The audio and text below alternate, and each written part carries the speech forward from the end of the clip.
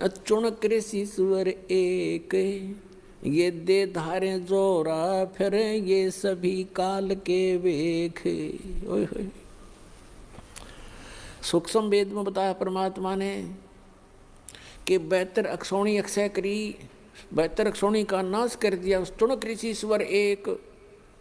पुण्यात्माओं, ये सूक्ष्म वेद की वाणी कोई बालकों की नहीं है, ये इतना गूढ़ रहस्य छुपाए हुए हैं अपने अंदर।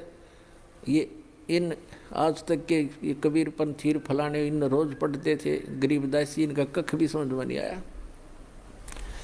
चुणक ऋषि स्वर एक, ऋषि स्वर जैसे मुनि मुनिवर, ऋषि ऋषिवर, ऋषिश्वर यानी ऋषियों में श्रेष्ठ, उन श्रेष्ठों में भी श्रेष्ठ, परम श्रेष्ठ ऋषि।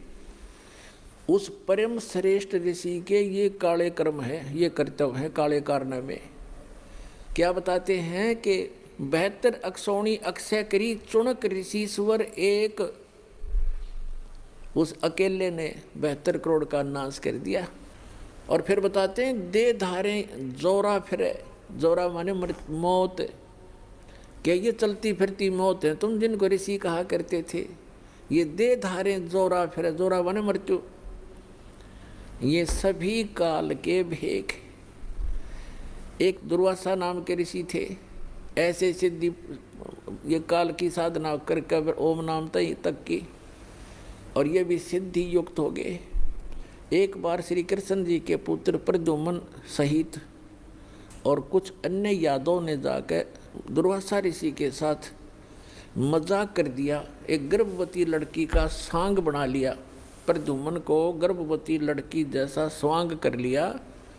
उसके पेट पे एक कढ़ाया बांध लिया, छोटा सा कढ़ा, जैसे छोंक छाँक लान की हुआ कर कढ़ाई सूखी सब्जी बनाने की, और ऊपर का कपड़ा लपेट दिया, लोगड़ लगा दिया, बांध दिया, और लड़कियों वाले वस्त्र पहना कर ले गए। एक उसका नकली पति बना लिया। और द्वारका के बाहर बनी में जंगल में दुर्वासा भक्ति कर रहा था, दूना लाए बैठा था। तो सबको ये हो गया था नगर में कि बड़ा पहुंचा हुआ ऋषि है, भविष्य भूत और वर्तमान की सारी जानता है। तो वो श्री कृष्ण जी की आड़ में अभिमानी हो गए थे यादव सारे। वो श्री कृष्ण तो ऊपर किसी ने नहीं माने थे। फिर भी जैसा तत्व ज्ञान की कमी से इतनी त्रुटियां सभी में आ जाती हैं, तो वो इकट्ठे होकर चले कि भी चलो दुर्वासा की परीक्षा लेते हैं, ये कैसा बहुत भविष्य की जानता है। दुर्वासा जी के पास जाकर कहने लगे कि महाराज जी, इनके बहुत दिनों के बाद विवाह के 10-20 वर्ष के बाद परमात्मा ने सुनी है, और ये इसकी पत्नी है, इसको गर्भ रहा है। ये उतावले हो रहे हैं ये जानने के लिए कि इनके पुत्र होगा या पुत्री। आप तो भूत भविष्य की सारी जानते हो। दुर्वासा ने देखा अपना जानते हैं, दूरबीन लगा के, वो तो सारा फंड था। उसने श्राप दे दिया उनको कि इससे यादव कुल का नाश होगा। भागो उठाया चमटा, फिर वो करी लाल आँखें, वो बालक भाग लिए। उसके वचन से 56 करोड़ यादव आपस में लड़के मर गए, कट के कत्लेआम कर दिया उन्होंने। उस वचन से इतना प्रभाव हो गया उनमें, आपस में लड़ मरे। तो यहाँ क्या कहते हैं, सूक्ष्म वेद में कहा है कि दुर्वासा कोपे तहाँ समझने आई नीच, और 56 करोड़ यादव कटे, वह मची रुधिर की कीच। ओए होए, 56 करोड़ आदमी कट कर मर गया आपस में लड़के। दुर्वासा के श्राप थे, श्री कृष्ण रक्षा नहीं कर सका। श्री कृष्ण जी के पोते पड़पोते स्वयं उसके बच्चे सारे मारे गए। तो यहाँ परमात्मा कबीर जी कहा करते थे अपने सूक्ष्म वेद जो गरीबदास जी को दिया, उसमें कहा है कि दुर्वासा कोपे तहाँ, बच्चा ने मजाक कर दिया, इतनी सजा दिया करते हैं। कहते हैं ये इंसान नहीं, ये नीच व्यक्ति है, तुम इनको ऋषि समझते थे। दुर्वासा कोपे तहाँ यानी कुपित हुए, और समझ न आई नीच। उस दुष्ट इंसान ने इतना भी नहीं सोचा तो क्या बकवास करने जा रहा है, इससे क्या गाड़ी गल जाएगी, ये संत है, ऋषि हो तुम। संता को उसको कितना दुख झेले, बद्दुआ नहीं देते संत। ये तो काल के सांप थे। कहते हैं दुर्वासा को पे तहाँ समझने आई नीच, और 56 करोड़ यादव कटे। वहाँ मची रुधिर की कीच, गारा मच गई लहू की, रक्त की। अपनात्माओं, आपको अब समझ में आवेगा कौन कितने पानी में। तो इसके विषय में कहा करते, डंब करें डूंगर चढ़ें। सूक्ष्म वेद में कहा है डंब करें डूंगर चढ़ें। डंब माने पाखंड, लोग दिखावा धूना ला कर बैठेंगे ऊंचे से स्थान पे, दुनिया दूर तो देखो महात्मा तपस्या कर रहा है, फिर उसका चढ़ावा शुरू हो, उसका दूध पानी शुरू हो जाए। कहते हैं डंब करें डूंगर चढ़ें, अंतर जीनी झूल, और जग जाने दुनिया जाने यो भक्ति करे। ये बोवन सूल बबूल, ये तो अपने भविष्य में की करके कांटे बीज रहे। अब जो टुणक ऋषि था उसने जो 72 करोड़ सेना मार दी उस राजा की, बेमतलब बकवास करी।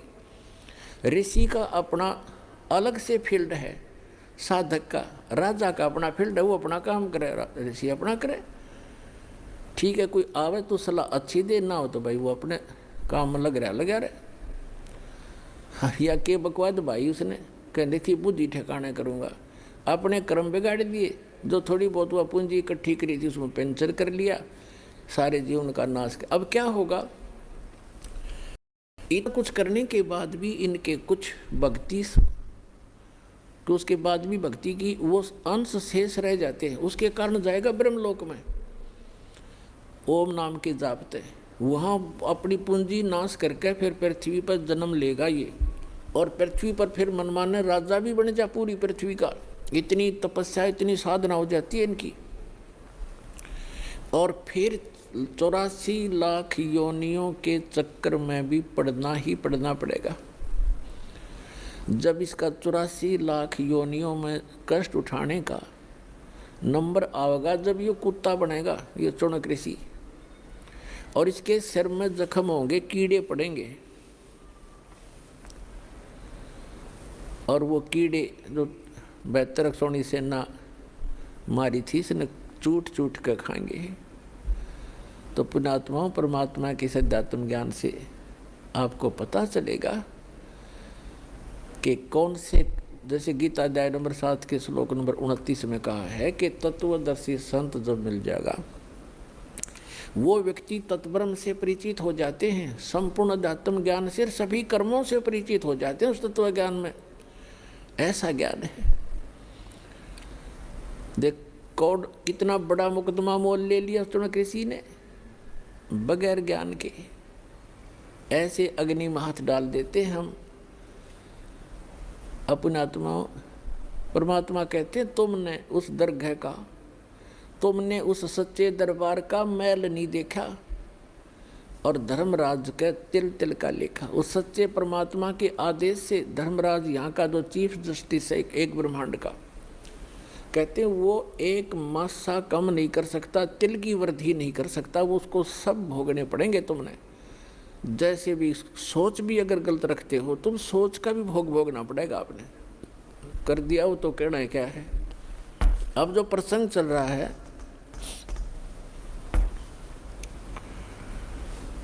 एक समय एक गुरु और शिष्य चले जा रहे थे।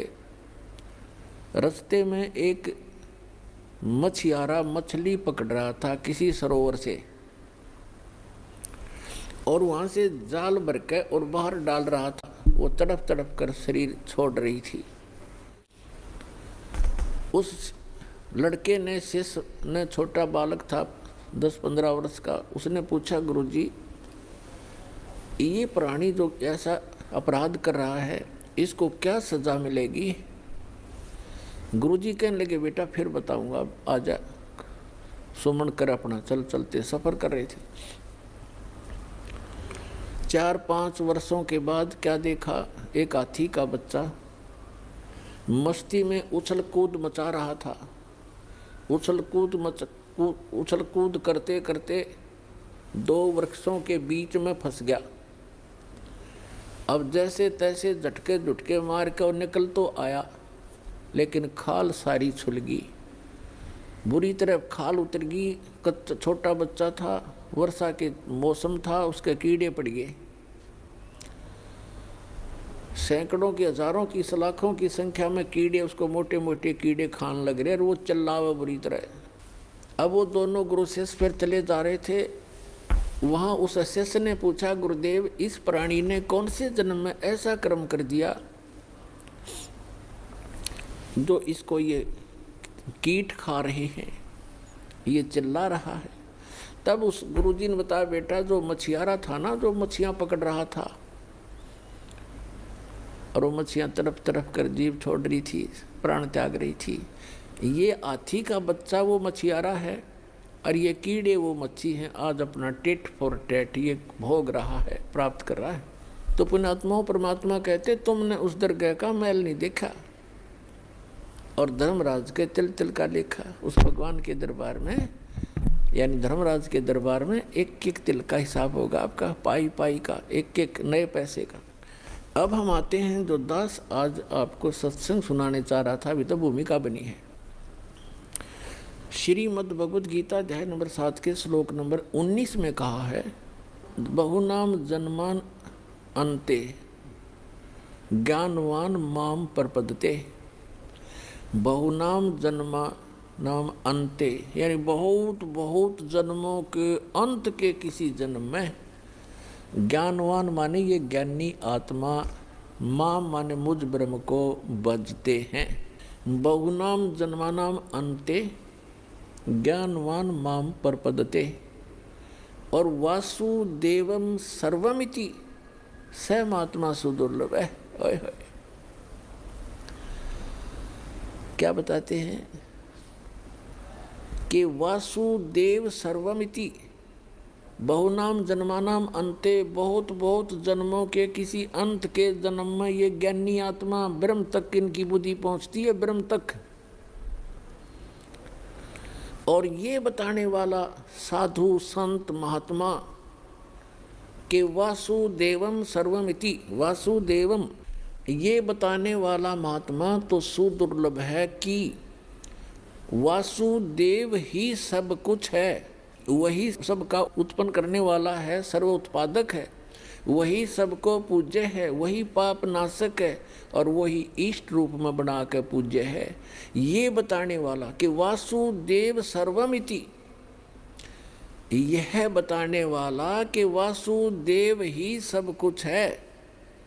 ये तो कंटिन्यू ज्ञान चल रहा है। पहले तो तीनों गुणों ब्रह्मा विष्णु महेश तक की भक्ति को खुद रिजेक्ट कर दिया, अपने सतर की तीनों की भक्ति को रिजेक्ट करके ब्रह्म कह रहा है ये काल श्री कृष्ण में प्रवेश करके कि मेरी भक्ति केवल ज्ञानी आत्मा करते हैं, और वो भी मेरे सही ज्ञान को ना समझ कर मेरे वाली ही घटिया अनुतम इस गति में स्थित रहे।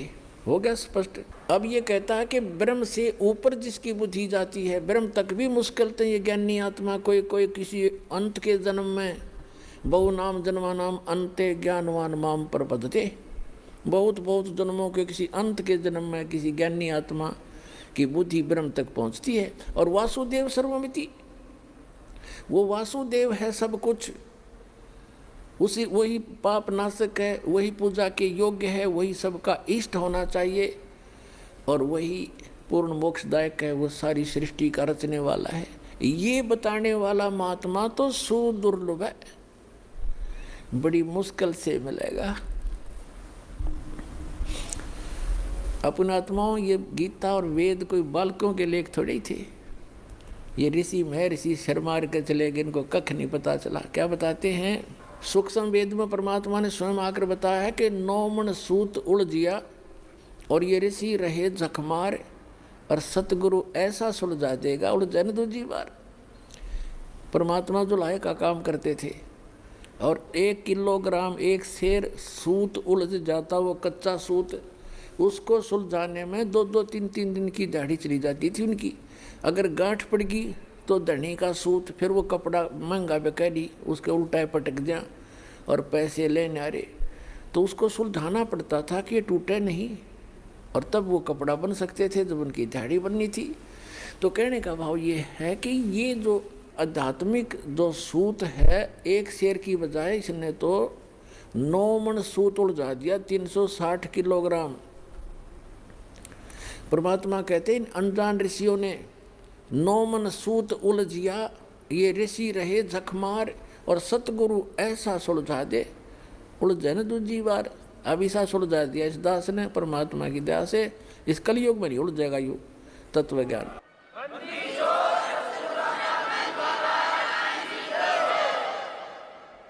कोई भक्ति करियो चाहे ना करियो वो अलग बात, उसके भाग्य पर डिपेंड करेगी।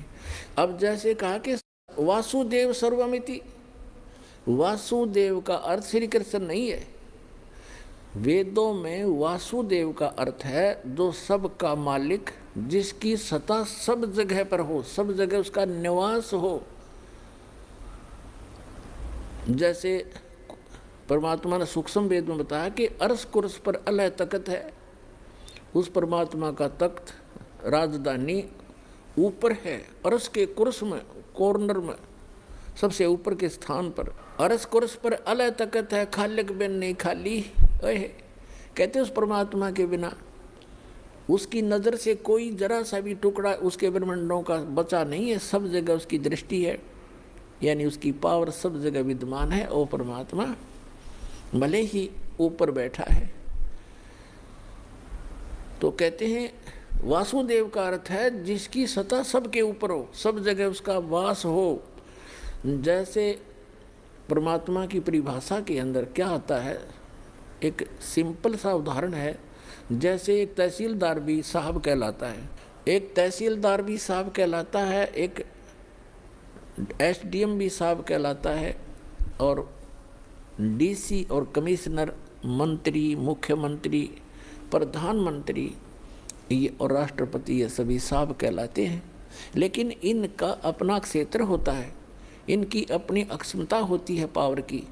तो इसी प्रकार जैसे सीएम मुख्यमंत्री है एक क्षेत्र का, पर वासुदेव एक अक्षेत्र के ऊपर वो प्रभु है, सबके ऊपर वास नहीं है उसका। जैसे प्रधानमंत्री को लेकर चले हम, क्योंकि फॉर एग्जाम्पल, तो प्रधानमंत्री जी अपने भारतवर्ष के ऊपर वासुदेव है वो। इतना ही संकेत बतेरा आपने समझने के लिए। तो पूर्ण परमात्मा परम अक्षर ब्रह्म जो है, जैसे गीता अध्याय नंबर 15 के श्लोक नंबर 16 और 17 में 3 पुरुष बताए हैं, एक सरपुरुष, एक अक्षर पुरुष, एक परम अक्षर पुरुष, उत्तम पुरुषत्व ने। तो गीता अध्याय नंबर 8 के श्लोक नंबर 1 का उत्तर अर्जुन ने पूछा कि वो किम तत्ब्रह्म, जो आपने तत्ब्रह्म बताया है कि उसको जानने के बाद 7वें अध्याय के 29वें श्लोक में, तो फिर साधक जरा और मरण से छूटने का प्रयत्न करता है। 8वें अध्याय के प्रथम मंत्र में अर्जुन के पूछने पर कि किम तत्ब्रह्म, वो तत्ब्रह्म क्या है, गीता ज्ञानदाता इस सरपुरुष ने, यह सरपुरुष है गीता ज्ञानदाता, ये कहता है वो परम अक्षर ब्रह्म है। 8वें अध्याय के 3रे श्लोक में श्रीमद् भगवत गीता। तो गीता अध्याय नंबर 15 के श्लोक नंबर 16 और 17 में 3 पुरुष हैं, सरपुरुष, अक्षर पुरुष और परम अक्षर पुरुष। तो उसमें बताया कि सरपुरुष और अक्षर पुरुष तथा इनके अंतर्गत जितने जीव हैं, ये खुद भी और इनके अंतर्गत जितने प्राणी हैं इनके ब्रह्मांडों में, तो ये सभी नाशवान है, स्वयं भी नाशवान है, जीवात्मा किसी की नहीं मरती। तो सरपुरुष के 21 ब्रह्मांड पर वो वासुदेव है, 21 ब्रह्मांड का स्वामी है, वो वासुदेव नहीं है, ब्रह्म। और श्री कृष्ण केवल एक विभाग का मंत्री है, सतोगुण विभाग के मंत्री हैं एक ब्रह्मांड के अंदर, वो केवल अपने विभाग में ही प्रभु है, वो पूरे ब्रह्मांड में भी स्वामी नहीं है। जैसे विभाग का मंत्री होता स्टेट में, वो अपने विभाग पर ही मालिक है, दूसरे विभाग में वो इंटरफेरेंस नहीं कर सकता। इसी प्रकार इस काल भगवान जो है ये एक ब्रह्मांड में एज ए चीफ मिनिस्टर समझ लो, और इसके ऐसे ऐसे 21 ब्रह्मांड हैं, सब में एक जैसे रोल करता है। तो ये 21 ब्रह्मांड में प्रभु है, ये सर्वव्यापक नहीं है, सबके ऊपर प्रभु यानी वासुदेव नहीं है। जो अक्षर पुरुष और 7 संघ ब्रह्मांड का स्वामी है, प्रभु है, वो वासुदेव नहीं है, सब जगह उसकी प्रभुता नहीं है। और वो परम अक्षर ब्रह्म है, वो कंप्लीट गॉड है, उसका ओवरऑल कंट्रोलर है, उसका सभी असंख्य ब्रह्मांडों पर इंक्लूडिंग सरपुरुष और अक्षर पुरुष, इनके ऊपर भी उसकी प्रभुता है, वो है वासुदेव। तो गीता अध्याय नंबर 7 के श्लोक नंबर 19 में स्पष्ट किया है कि बहुनाम जन्मानाम अन्ते ज्ञानवान माम प्रपद्ये, और वासुदेव सर्वमति सहमात्मा सुदुर्लभ है, ये बताने वाला कि वो वासुदेव ही सब कुछ है, उसी की पूजा करनी चाहिए, वो पाप नाशक है। गीता अध्याय नंबर 15 के श्लोक नंबर 17 में कहा है कि उत्तम पुरुष तु अन्य परमात्मा इति उदारते, ये लोग तरमाविश्य विवर्ती अवे ईश्वर है। उत्तम पुरुष तो इन दोनों से, सरपुरुष अक्षर पुरुष से श्रेष्ठ भगवान परम अक्षर परम तो कोई और है, और वो वही भगवान कहलाता है। और तीनों लोकों में प्रवेश करके सबका धारण पोषण, सबका वही पालक है। जैसे गीता अध्याय नंबर 15 के श्लोक नंबर 1 से 4 में स्पष्ट किया है कि ऊपर को लटका हुआ संसार रूपी वृक्ष है, और उसका तना तो समझो अक्षर पुरुष, उसकी मोटी डार सरपुरुष, और 3 शाखा हैं, ये तीनों देवता रजगुण ब्रह्मा सतगुण विष्णु तमगुण शिव जी, और 5 रूप संसार। और जो गुप्त है वो जड़ कौन है? वो परम अक्षर ब्रह्म है। तो परम अक्षर ब्रह्म की रूपी मूल से, जड़ से ही सभी संसार रूपी वृक्ष को आहार प्राप्त होता है। तो इसलिए गीता अध्याय नंबर 15 के श्लोक नंबर 17 में कहा है कि उत्तम पुरुष तु अन्य परमात्मा इति उदारते। वैसे पुण्यात्माओं, परमात्मा की परिभाषा अगर आपको बताने लगूंगा तो विषय अलग हो जाएगा, काफ़ी समय लग जाएगा। परमात्मा उसको कहते हैं जो किसी की आत्मा नहीं दुखावे, कोई किसी का बेटा नहीं मारा, किसी की बेटी नहीं मारा, किसी का कैंसर नहीं करे, किसी का कोई दुख नहीं दे, केवल सुख दे, उसको परमात्मा कहते हैं, श्रेष्ठ आत्मा। और हम उस परमात्मा को ना समझकर इस काल को परमात्मा कहने लगे।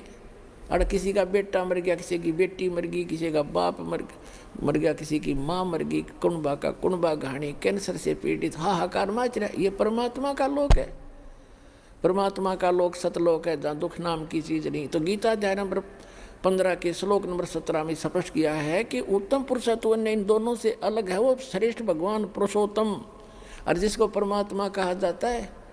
और ये लोग तरम अवश्य विवर्ती अवे ईश्वर है, जिस 2 तीनों लोकों में प्रवेश करके सबका पालन करता है।